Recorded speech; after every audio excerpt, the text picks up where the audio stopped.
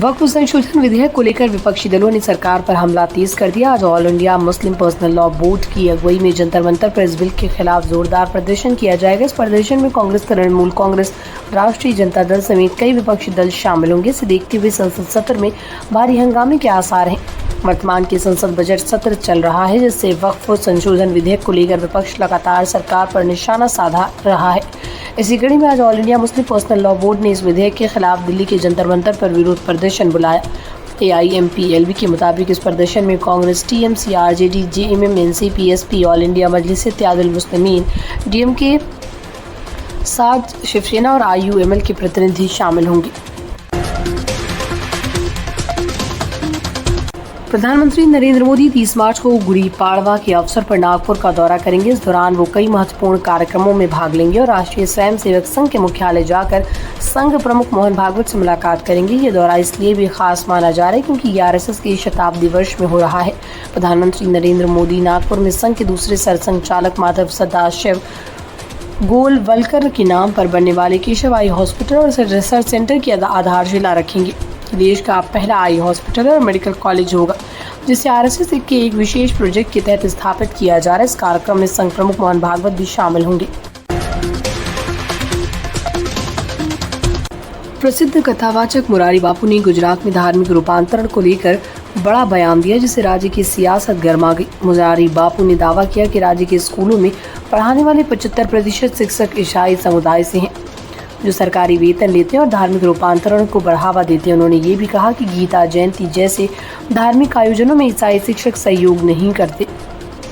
मुरारी बापू ने तापी जिले के सोनगढ़ में अपने प्रवचन के दौरान कहा कि धार्मिक रूपांतरण को लेकर चिंता जताई जानी चाहिए और इसकी गहराई से जांच होनी चाहिए। उन्होंने कहा कि स्कूलों में गीता जयंती जैसे आयोजनों को लेकर ईसाई शिक्षकों की असहमति चिंता का विषय है। उन्होंने सरकार से आग्रह किया कि आदिवासी क्षेत्रों में अधिक से अधिक स्कूल खोले जाएं ताकि शिक्षा के माध्यम से सही मूल्य बच्चों तक पहुंच सके।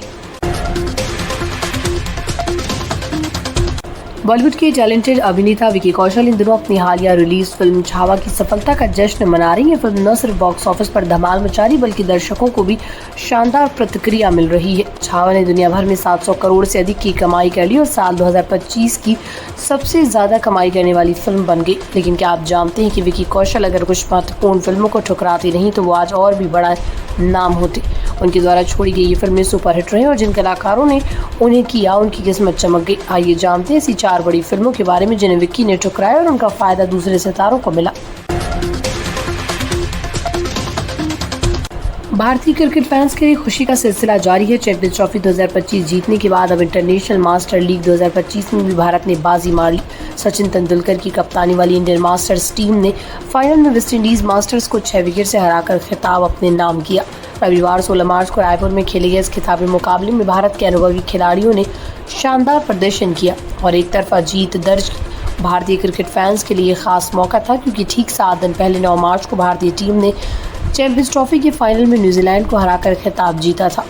अब इस रविवार को भारतीय दिग्गज खिलाड़ियों की टीम ने भी वही कारनामा दोहराया। महाराष्ट्र में मुगल बादशाह औरंगजेब की कब्र को लेकर सियासी घमासान मचा हुआ है। शिवसेना के मुखपत्र सामना ने औरंगजेब की कब्र गिराने की धमकी देने वाले हिंदुत्ववादी संगठनों पर कड़ा हमला बोला। संपादकीय में कहा गया कि इस तरह की बातें करने वाले लोग महाराष्ट्र के इतिहास और छत्रपति शिवाजी महाराज की योगदान का अपमान कर रहे हैं। सामना ने ये भी लिखा कि औरंगजेब की कब्र महाराष्ट्र की वीरता का प्रतीक है और इसे तोड़ने की धमकी देना शिवाजी महाराज के हिंदू स्वराज का अपमान करने जैसा है। मुगल बादशाह औरंगजेब को लेकर महाराष्ट्र की राजनीति गर्मा गई। इस बीच शिवसेना के मुखपत्र सामना के संपादकीय में हिंदू संगठनों को हिंदू तालिबान बताया गया। सामना ने लिखा, कुछ नए हिंदुत्ववादी ये दावा कर रहे हैं कि वो बाबरी मस्जिद की तरह औरंगजेब की कब्र को भी ध्वस्त करेंगे।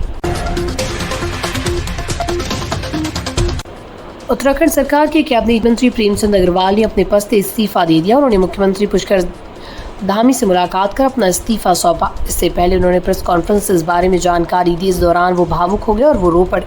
उन्होंने उत्तराखंड आंदोलन में अपने संघर्ष और योगदान का जिक्र करते हुए कहा कि जिस तरह का माहौल बनाया गया, आज हमें ये साबित करना पड़ रहा है कि हमने भी उत्तराखंड के लिए योगदान दिया।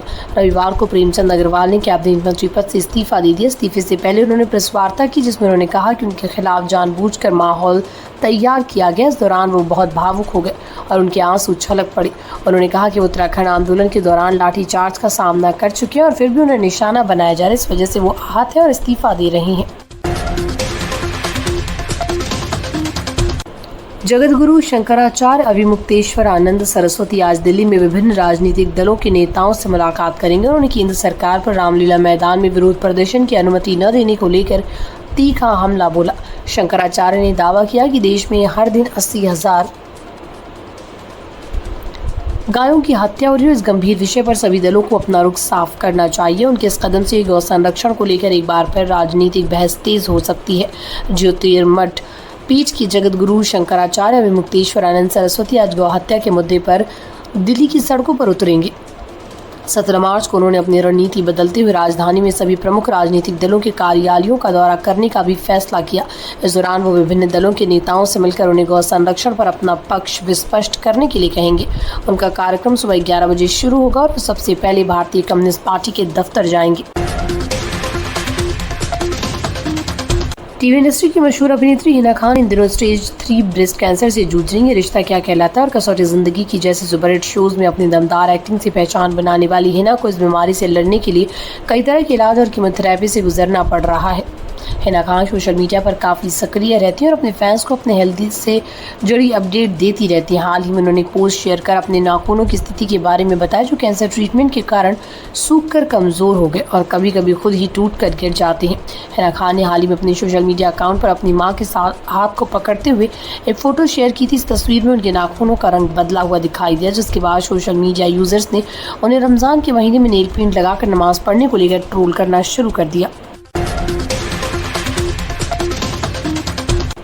पूर्व भारतीय कप्तान एम एस धोनी इस समय आईपीएल 2025 की तैयारियों में जुटे हुए हैं। सोशल मीडिया पर उनके अभ्यास सत्र के कई वीडियो वायरल हो रहे हैं, जिनमें वो चेन्नई सुपर किंग्स के ट्रेनिंग कैंप में लंबे छक्के लगाते नजर आ रहे हैं। इस बीच टीम इंडिया के पूर्व दिग्गज स्पिनर रविचंद्रन अश्विन ने धोनी को लेकर एक चौंकाने वाला खुलासा किया। आईपीएल 2025 में चेन्नई की सुपर किंग्स का हिस्सा बनने वाले रविचंद्रन अश्विन ने हाल ही में सीएसके की किताब लियो द अनटोल्ड स्टोरी के लॉन्च इवेंट में हिस्सा लिया। इस दौरान उन्होंने बताया कि वो मार्च 2023 में ही अंतर्राष्ट्रीय क्रिकेट से संन्यास लेने वाले थे, लेकिन ऐसा नहीं हो सका और इसकी वजह एम एस धोनी बने। अश्विन ने 18 दिसंबर 2024 को बॉर्डर गावस्कर ट्रॉफी के बीच अंतर्राष्ट्रीय क्रिकेट के सभी प्रारूपों से संन्यास की घोषणा कर दी थी। हालांकि उन्होंने अब खुलासा किया कि वो इससे पहले ही इंग्लैंड के खिलाफ टेस्ट सीरीज के दौरान संन्यास लेना चाहते थे।